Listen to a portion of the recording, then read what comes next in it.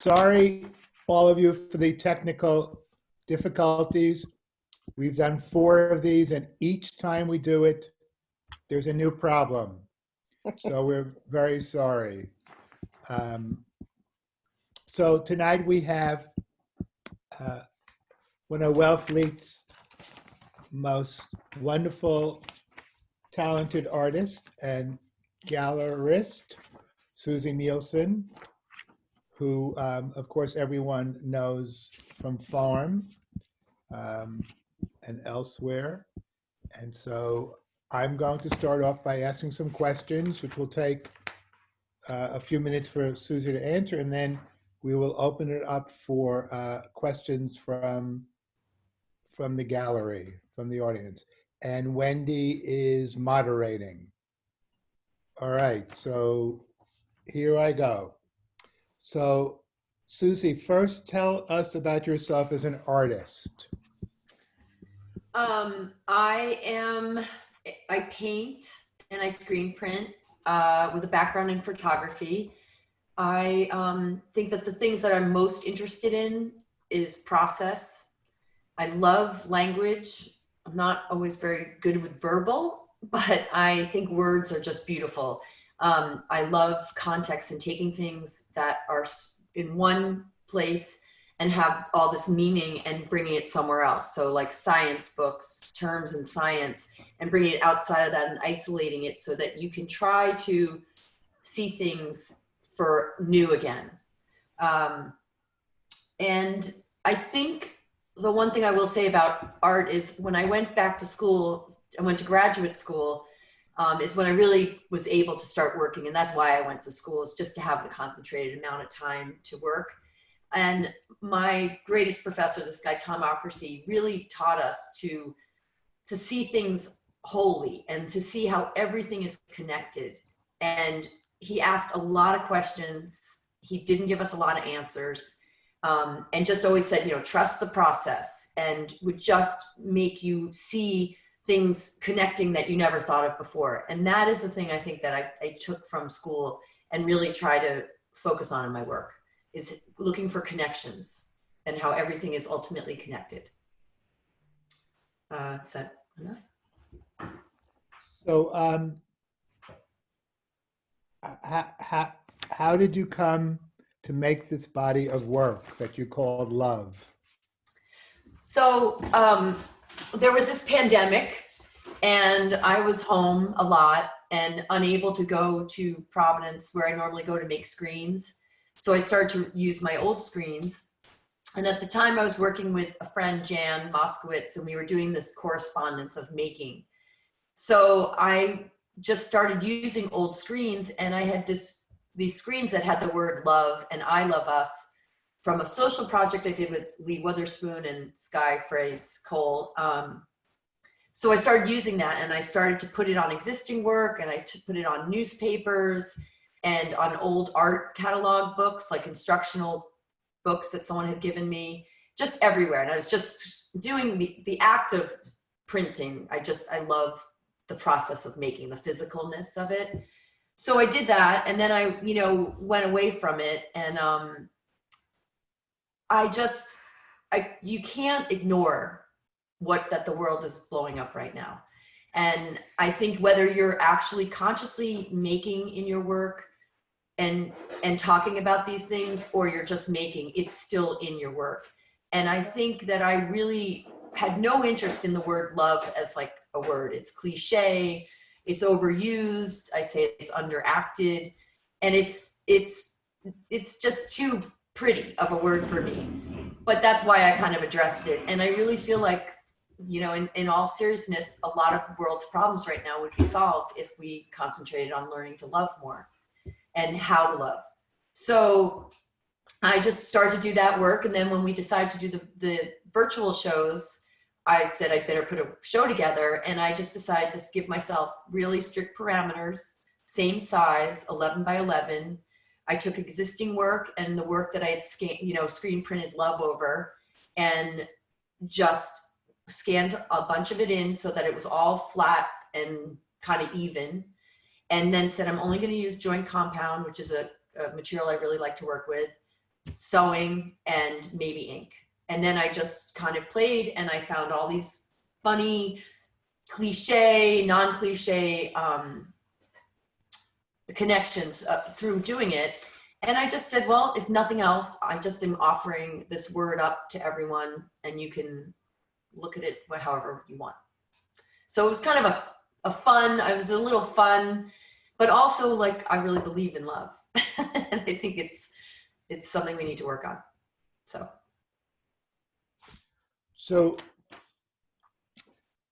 tell us about your multimedia process of working. And I'm assuming that not every piece is the same process. Well, in this particular, I always kind of work on a lot at the same time. But in this particular case, I took everything that was already made and had been paintings or screen prints that weren't finished, but were definitely layered. And I scanned it all in to even it out. There's one or two in here that are paintings or are just screen prints, and then I worked with them from there. So after that, I just wanted to basically screen printing, joint compound, which I use. They all have the same, and scanning all have the same kind of physicality to it of covering up or flattening out. And joint compound is really an amazing material to work with. It's just it's creamy, and then when it dries and you sand it, it's very dusty, and it's just a lovely, and it has its own little, it grows on its own, just naturally.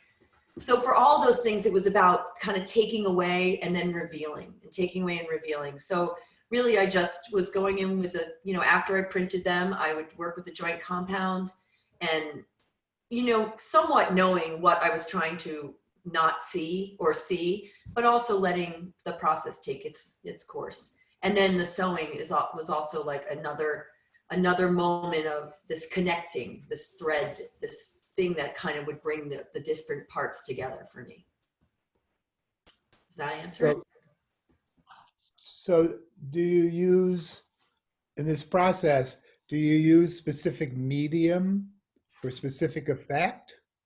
And could you show us by focusing on a couple of the pieces on the screen, Sure. explain to us which process or which medium creates which effect? Sure. So like, I think I just mentioned that screen printing and the joint compound, it's all kind of this trying to even things out or pull something across. And I didn't realize, but I do really enjoy doing that. And I do it with painting too a lot, is I build up all this work, and then I just cover it up with whites to kind of get rid of it, to scrape away the specifics, I like to say. But so here, where my pointer is, this one is actually a screen print that I did not scan. But in this case, I screen print just blocks of white over existing imagery to kind of cover up. Whereas above in these, there's different amounts of joint compound that I scrape across the paper. And sometimes I build it up and then I sand it down. And then sometimes I even add another layer. But that is kind of covering and blocking out things. So like this one, which, is something that I was not even really going to show, but I just loved the relationships that were coming from this. So there's a woman from the New York Times, but here I kind of obliterate the text, which is all about this love that she had. But Susie, could you make that one bigger? Sure. So this was, I thought of you, Robert, was a good Jewish boy. And I, a shitska, whatever, because I used to be, Joanna knows, called that. So, but that text there is, again, kind of like, it's very ambiguous, but it's kind of talking about labeling and, identifying things with names. So I kind of wanted to leave it in there. And yeah, and then at the top here, this is a little more of a moment of an excerpt that I got that I thought was kind of just poetic and could mean a lot. Like out of context, I didn't really know what it meant. But then for me, it just had this, read one here, like where, what, I don't know. It just got me to stay in this space of not knowing, which I think is a really important place to go. So now Wendy's going to moderate, and feel free to ask questions or anything that you want to know from Susie about her art. Susie, do you want to take the split screen off so we can all see each other when you're talking? Sure. Great. Could we see larger images? That would be really great because we only saw a couple, and it'd be really nice to see big images. You don't want to see my face, Bert? No, I want to see the images. I see your face all the time. Okay, So, and when Congress has struggled to pass coronavirus relief, plus much more. so I'm going to go through them. I'm starting at the beginning. That's sorry. Go slow. Yeah, I'm going to. I'm just getting to the. There's a virtual gallery opening. Yeah. So, okay, this is the first one that I made for the show before I made the work. And I kind of The wanted it president to be struck a different than the rest of the work. today as both candidates mark the 19th anniversary of the Has September. the radio on. Somebody's got their news on. Right. If you'll just mute yourself. You can multitask. Can I get on this? Can I get on this with the link though? I don't know. Well, Andy, just How come do over. they get in? Oh, I don't know. Hey, buddy. Happy birthday. Yes, Thank it's you. Danny's birthday today. Hey, happy birthday, Danny. Hey, thank you. Okay. So I'm just going through them. That's with ink, sewing, joint compound. I like that I call these kind of love lessons because these are from the books that we're teaching art. And that just, again, I started to make, like this one too was, the professor and the student. Not that that's what I'm talking about, but it was just like another moment of looking at this like overused idea of love. And I just kind of thought it was an interesting finding as I was working. It's fun. Hi, Anne. Hey, Susie. Nice to see you. Nice to see you. That's a screen print that I did with Vicky. It's actually my father's eyes. Wow.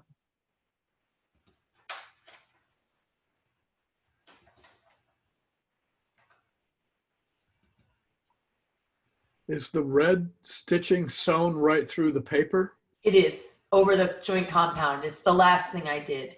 Cool. And that one is kind of hard to see because there's ink that extends off the page, but it's hard to really see it in the photograph what it's actually doing. I'm curious about what it's like to sew through joint compound. It's with a sewing machine, it's very easy. It's funny, joint compound is really, it's such a great material. These were really, when I finished them, they were really wavy, because it's like this heavy material on top of the paper. And, but if you flatten it out, it flattens out. So it really is, it works well. Like it's what's the word? It's flexible. But I first started working with joint compound in grad school. I took a screen printing class and Susie Nielsen, What's she talking about? her opening. oh, somebody needs to mute. Hi, whoever that is. Anyway, I started using joint compound in grad school. I was doing a screen printing course and he mentioned it to me. And at the same time, I had been listening to, I was getting kind of political there and having a hard time with the weapons of mass destruction. So they were talking on the radio about this idea of false concreteness. And I was like, what a beautiful saying. Like this idea of like filling in the holes or like covering up things and giving you this idea that we're safe, but we really are not, or we know, but we really don't. So it conceptually, and I wasn't trying to be conceptual, but really a lot of what my work is it's not conceptual, but it's ideas that I'm working out physically. And I don't even always know it. It's just, that's just the way it is. So anyway, so that's what got me really into starting to use it. And then I just fell in love with it as a material. Beautiful. I have another question about, have you ever screen printed on top of the joint compound? Yes, that's what I did originally. Is I usually would make something, the piece that you got, Vicky, I believe is that. And that's the other thing that's really beautiful for anybody who wants to try this, is that if you screen print over the joint compound, it doesn't always work, but then you add more joint compound and you sand, it will like re-reveal the ink. It must be certain inks. I don't think it's the water-based inks, and it has this really beautiful texture to it.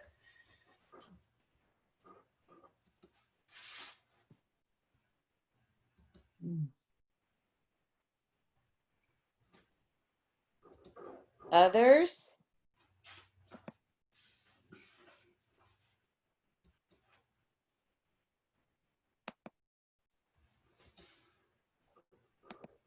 Is it one layer of screen printing, Susie? No. All of these pieces, except for this one, which is actually, well, that's a screen print. Then this is joint compound, that's ink, and then a thread.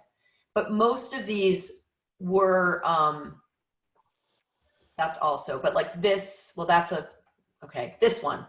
This is a multi-layered screen print that I then scanned in and then worked with again. And because I decided to only do 11 by 11, I had to crop things in ways. So sometimes the limits pushed me to do things I didn't plan on doing. But that's, again, I love limits, because I think it gets, if I set myself up with some ideas of certain things, like only these 3 materials, this size, then I cannot get in my head and I'm just in the process of making. And, you know, it's so true. And I'm sure everyone who does art knows this, but I had a professor who told me, you know, do those, the haiku poems, or, you know, this was big in like the 70s. Think of an idea and then go into the New York Times and cut out words and then pick out every 5th word. And that will be what the poem's about. And it's really true. I don't know how that works, but it does. So. Susie, So Susie, is your red line, when you stitch the red line, is it a compositional device and a metaphorical device? Or what are you thinking about when you're putting that red dotted line in? Yeah, it's both. It's definitely a formal. I love just the moment of color. I really see a lot of black and white as color because there's so many different tones. But I do love just a moment of another color or something to redirect you or to take you out of that. Also just where it fits in the page. And so each piece, yeah, it's almost like an aesthetic emotion for me, Bert. Like I'm thinking of something and then it just is like, well, I wanted to separate it there in the middle or somewhere else. And then of course, like I said, the thread for me is a lot about connecting. So.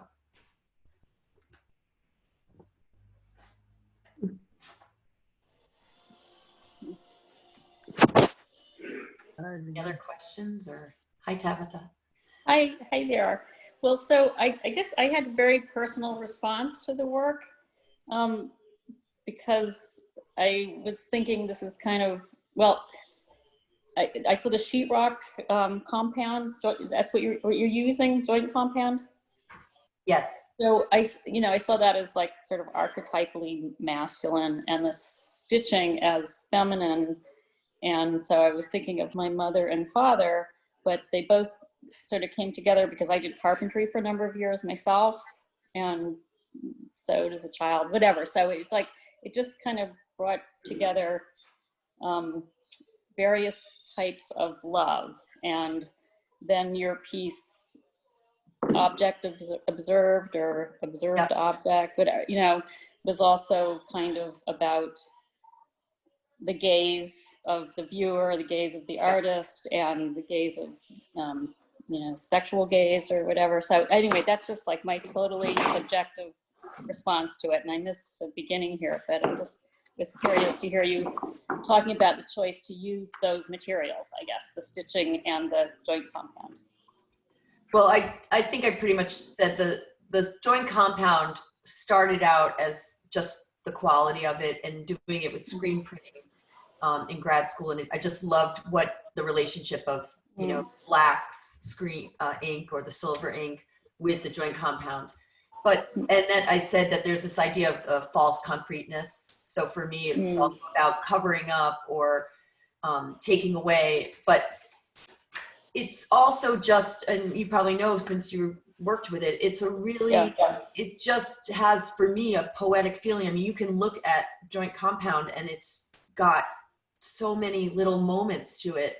And I just, I guess I always gravitate to less, and I see more. It allows me to see more, I will point out there's a little heart there, and I did not. I know. Like I have got to get that off, but then this has really been a fun, like I'm trying to be like not so precious or, and it's funny too. It's like, and it's not a heart obviously, but it does look like a heart. If you I know. And I was like, what is that lump there? And it's like, does that lump have to be there? And I go like, oh my God, it's like an inadvertent heart. Yeah, it's funny. Yeah. So. I may have missed something too, Susie. Do you do the joint compound? You make the screen print and then you put it on top of the screen print? Well, it depends. In this case, I did, honey. This case, like this in particular, is a screen print with joint compound on the top. A lot of times I'll build up joint compound on a panel, or I made these really large paintings essentially of joint compound, and that takes a long time because it has to dry, and then you sand it down, and you add more. Then I screen print over it with text. Oh, on top of the joint. And then you can sand that or work with that. But in this particular case, that's very absorbent. It is. It absorbs it very well. Yeah. I mean, it doesn't bleed at all. It just sits on top of it. I don't know if you can remember my painting of yours. Yeah. And that I think is a painting. It is. And it has this white on it. Is that joint compound? No. I think I was saying earlier, a lot of the materials I use, I'm really always trying to get to the same thing of building up and then taking away and covering up or scraping away, or because I sand a lot too, to kind of even things out. Because I'm always looking at how ambiguous can you be, or like how can you get away without naming something immediately or identifying something. And it doesn't always work, but it's something that I'm always interested in. So whether I do it with paint or I do it with screen printing or I do it with joint compound. Because I'm thinking the type of printing that I'm doing, I have a lot of trouble with white, and I love putting white things on top of things, and so I'm wondering if you use a print that goes through a printer with printing ink, oil-based printing ink, whether you can put joint compound on top of that somehow. I don't know.